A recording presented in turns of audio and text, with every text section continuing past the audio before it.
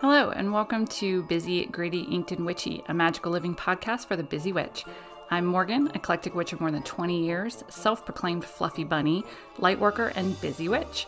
Here we will talk all things witchy, including my personal magical tips and tricks, busy witch hacks, and real talk about current metaphysical happenings, which wouldn't be complete without my snark and unique way of looking at the world. So brew some coffee or tea, sit back, and let's do this. Hey everyone, welcome to the next episode of Busy, Gritty, Inked, and Witchy. And for those of you who are new here, hello, I am Morgan. And today I am talking about how paths are never straight. Today we are going to get personal. This topic is one that keeps coming up in various ways in my life, but not from me in a way. It's more like I am giving the information, I'm not receiving the information, but it keeps coming up from different paths. It has made me think a lot about my own personal path and my life as a witch, and that's what I'm going to talk to you all about today. Now, I will swing this episode back around to magic and witchcraft, I promise. But like I said, we're going to get personal today. So what started this was that my son is graduating from high school next week. My baby boy, my youngest. And my daughter, my oldest, is finishing nursing school soon. So both of them within the last few weeks have had doubts about their future, just the uncertainty of it, not really knowing which direction they want to go. They've both been rethinking their path up to this point and questioning their decisions and all of that. I mean, it's perfectly natural with graduating high school and also graduating nursing school. So in their own time, in their own way, they have both come to my husband and I and been like, whoa, we're set in this moment right now that is huge and would love some advice. So this is my wisdom on the subject. Paths are never straight. And I hardly ever use the words always and never because I believe that anything is possible. But it has been shown to me on my journey that paths are never straight. They have curves, they have bumps, they have hills, tangents, they speed up in places, they slow down in places. And sometimes these little things are good and sometimes they're bad. But I believe that each deviation in your path is an opportunity to learn and grow. And even if you made a quote unquote wrong turn, I'm using the little bunny ear quotes in the air. If you've made a wrong turn in your life and you've even had to backtrack, then you should have learned, holy shit, I never want to do that again. And you grow wiser because of that quote unquote wrong turn. Okay. So like I said, we're going to get personal. In a way to illustrate my point today, I am going to share with you all some of my wrong turns in life. Again, there's like bunny quotation marks around wrong turns, but you can't see that because it's a podcast. So yes, I'm going to share with you all some of my wrong turns in life that actually were huge pivotal moments for me throughout my life. So the first one, I graduated second in my class, so in my high school class. And I was, quote unquote, supposed to go on to college, have a career after that. Like when you graduate so high with such a high GPA, there are things, honestly, that are expected of you. And it wasn't necessarily my parents. My parents always were like, do what makes you happy. But the small town where I lived, society, I guess, when you graduate top of your class like that, they just expect you to go on to college, number one, and then go on to have a career and then a family. And, that is the quote unquote, I'm going to say that a lot because that's my thing. That's my way of portraying that I am doing bunny ears in the air. But that's what you're quote unquote supposed to do when you graduate with honors at the top of your class. Okay. Me, I got married a month after I graduated high school. It was a choice. And that was, 24 years ago for me. Now, just last year at the age of 41, I finally achieved a degree. I went to a couple of colleges after I got married. I lasted about a month at East Carolina University. No. I lasted from, when is the fall semester? Like August until January. I lasted a few months before I dropped out. I went to North Carolina Wesleyan doing night classes for a while. I was actually going to college for a double major degree in criminal justice and psychology so that I could be a crime scene investigator. That was my goal. And our plan was Colin was only going to do 4 years in the military. And by the time he got done with his 4 years in the military, I would be done with college. And then he would get out of the military and go on to do what he wanted to do.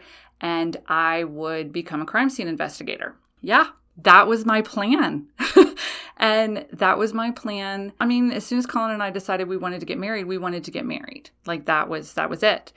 And so I would say that at least I don't see it. Of course, I don't see any of these. They may have been wrong turns, but I've learned from all of them. So I don't regret anything in my life, but I can see where to society, to the bigger picture, when you graduate second in your class, you decide to get married a month out of high school, and then it takes you 20 years to get a degree. I could see where that could be a wrong turn in life. Okay. But I love it. And my degree is I have a bachelor's of metaphysical science. I am currently working on my master's of metaphysical science, and I want to go on and get a doctorate in it as well. So I love psychology. I love criminal justice, but that was not the path that I wanted anymore once I got into college and became aware of the reality of being a crime scene investigator. It wasn't something I wanted to do with my life, dealing with the worst of the worst on a daily basis, if that makes sense. Yeah, I really felt like I was meant to spend my life spreading love and light instead of being with people on their worst day of their life or being in situations where it was the worst day for somebody. So my second quote unquote wrong turn of life is quite a few of them. So I own a metaphysical store now, an online retail store, and this year we've celebrated 10 years online at inkgoddesscreations.com. It's amazing. I love it. Now, before Ink Goddess Creations, I was a tattoo artist and body piercer. I was a mom blogger, believe it or not. I did that for quite a few years. I was a manager at Claire's. I owned a witchcraft store in South Carolina. That was only open for 3 years, but it was a brick and mortar store. I was a manager at Sears Portrait Studio for a few years. I was a telemarketer for 2 weeks. That's all I could last as a telemarketer. So if any of you out there listening now, that's your job, I applaud you, because I lasted 2 weeks at that job. And I was a waitress.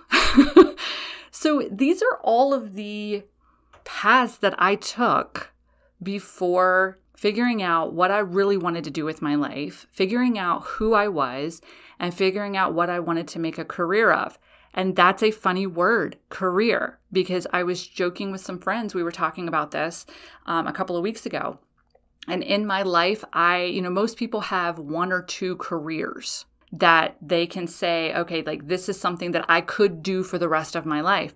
I've had 3. If you think about retail management, there are people that start out in retail, they make it to manager, and like that's what they do for the rest of their life. And that is a career.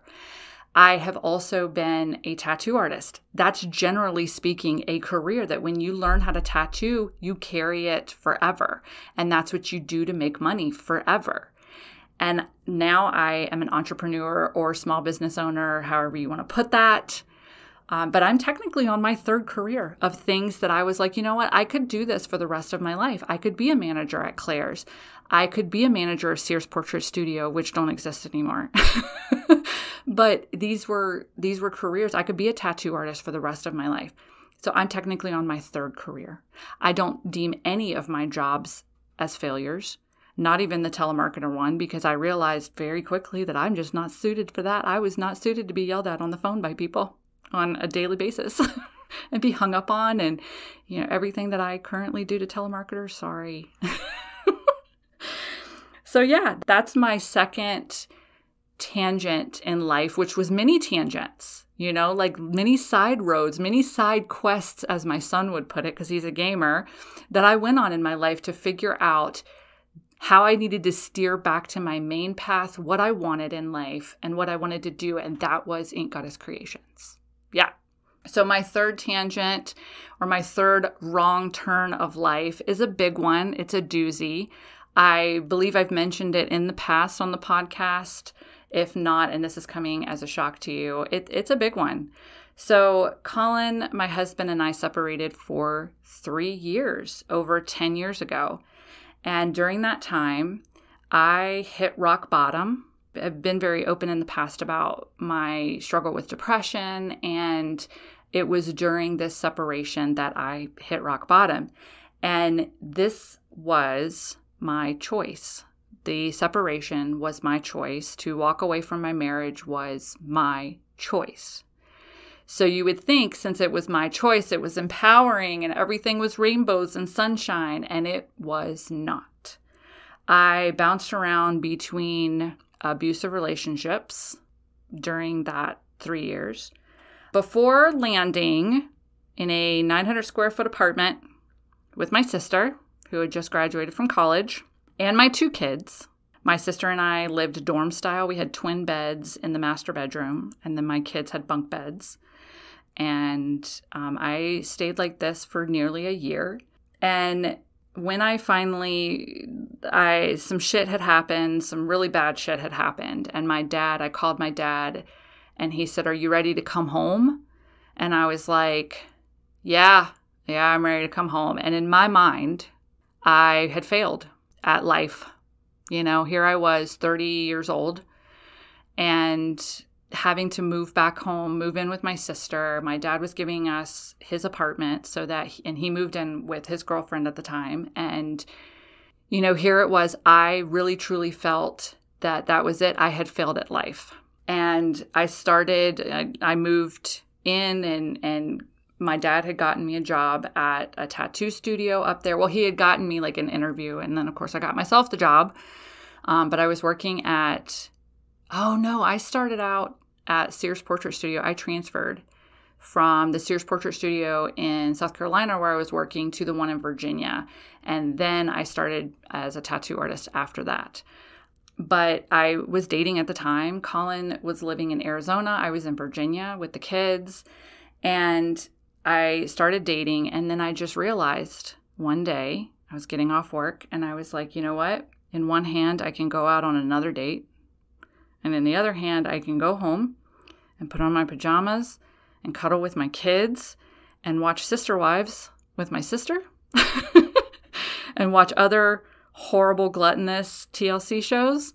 And that started weighing out. So I took myself off of the dating sites, and I went home every day and spent time with my kids and my sister. And Colin was calling every day to talk to his kids. And then he and I just started talking. Like after he would get done talking with the kids, we would just stay on the phone for hours and hours, and started to relearn who we were now, because I had changed so much and he had changed so much. And there were lessons that I had to learn in life by myself. And there were lessons he had to learn in life by himself. And that is how we ended up rekindling our relationship. And the following summer, the kids and I moved out here to Arizona, and we've been here ever since. And Colin and I built a stronger foundation this time around than we had before. And probably just because we got married so young, But that could be deemed, if, telling this story and you look at everything I did and everything I put my family through, like that is the biggest mistake that I've ever had in my life. And therefore, it was the biggest learning opportunity for me. And I chose to learn from it, and I chose to take that time to figure out what I wanted with my life and who the fuck I was. That's another big thing. I was so lost at that point in my life, I didn't know who I was anymore.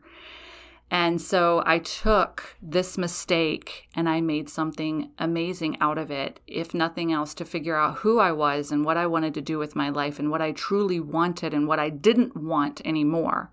And I was able to convey these things to Colin and say, this is who I am now. Do you take me for who I am? Do you accept me? And he said, okay, well, this is who I am now. Do you accept me? And we both did. So that was definitely the biggest tangent, the biggest side mission in my life that yielded the greatest learning and growth for me out of everything. So, as a life lesson, paths are never straight. Now, I told you at the beginning that I would swing it back around to magic and witchcraft.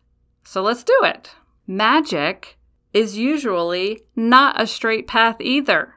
Many beginner witches think that when they sit down and do a spell and they light their candles and they burn their herbs and they send their intention out into the world, that it flows directly to what they want to manifest.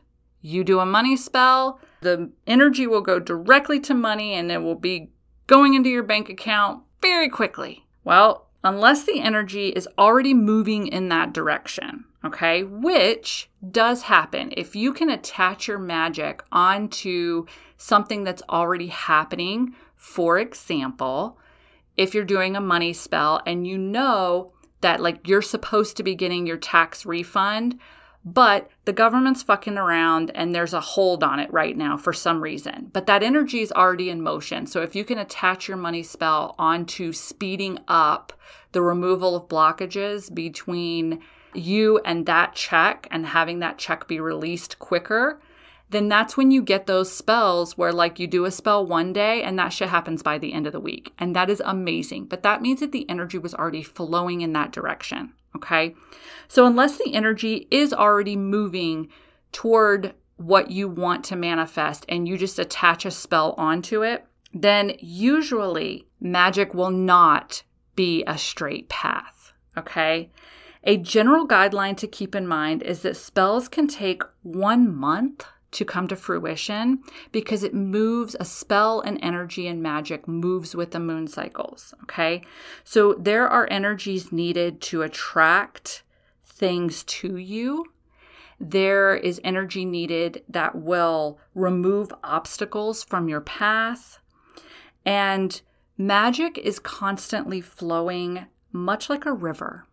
So if you can think of your magic as a river, is there a single natural river in this world that is 100% straight? No. I didn't do research for that, but I'm just going to go ahead and say no, okay? Magic takes the path of least resistance. And so it's going to need to curve around some obstacles that cannot be moved. It's going to need to slow down at some points and move cautiously. It's going to need to speed up when it has a clear path. It's going to need to change direction in order to manifest. And sometimes spells don't work because they are not aligned with your highest good or your life purpose. From this point forward, visualize your magic as a river. It is a flow, okay? And maybe especially if you're constantly doing spells and they're not working the way that you want them to, because maybe it's because you're visualizing your magic as a straight arrow that you shoot and you want it to land where you want it to land right then and there to manifest. Don't think of magic like that anymore. Think of it as a river. And you have to understand that just like a river is going to move around things, and it's going to create things, and it's going to move things, and it's going to go faster in some places, and it's going to go slower in others, that is magic. Magic is a river. Okay? So my advice is always be open to learning, to gaining knowledge along every step of your way, whether it's in life or in magic. Perform experiments and see what works for you in life and in your magic. Maybe candle magic works for you, and every time you are able to charge a candle and light it, those spells work. But when you try to incorporate herbs, maybe they don't work as well. So now you're starting to piece together, okay, a perfect spell for me would involve crystals and incorporating the moon phase and candle magic, but incense or herbs is not necessary for me. That's all going to come to you through experimentation, okay?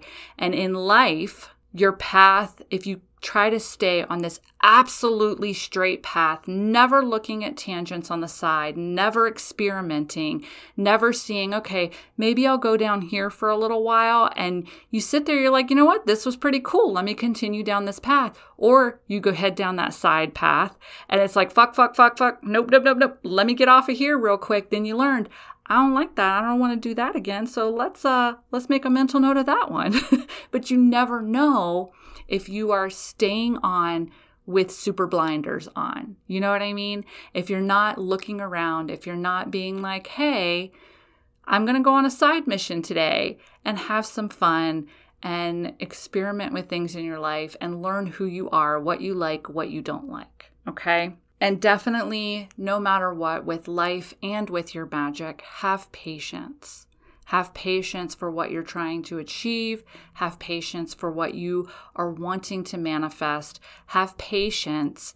If your path goes off into the woods real quick, it'll come back around. You'll learn, you'll grow on the way. And if your magic does not go straight from you to what you're manifesting, then have some patience. Maybe it needs a little bit more time. Maybe you need to look at how you phrased it. Maybe you need to look at the components of your spell. And maybe this is not the right time of your life to do that. Okay? So that's what I have for you all today. Paths are never straight, whether we are talking about life paths or we are talking about magical paths. They are never straight. That is what I've come to learn in my life. And that's what I shared with my kids. And that's what I'm sharing with you all today. I would love to take a second to tell you about the Ink Spirit Coven. That is my online learning circle where I teach one class and facilitate a workshop online every month that members can come join live. If you can't make it with us live, then they are recorded and put into our lesson archives. When you join the Ink Spirit Coven, you get a monthly workbook that helps you tap into the energetic flow around you for the whole month. Our magical lesson for the month and our magical theme for the month also goes with the flow of the year. You get an amazing supportive group of witches online, and you get fun little things like we have daily discussion topics and weekly magical challenges and monthly magical challenges, and you even get a small discount to my Ink Goddess Creation store. So if all of this sounds amazing to you, you can head to inkspirit.com to learn more and join us. We are working on sun magic for the month of June. So that's what our focus is for the lesson as well as the workshop. I want to thank you all so much for listening, for being here, for giving me a platform to share my journey and to share my knowledge. So thank you so much for that. And until next time, I will see you all then.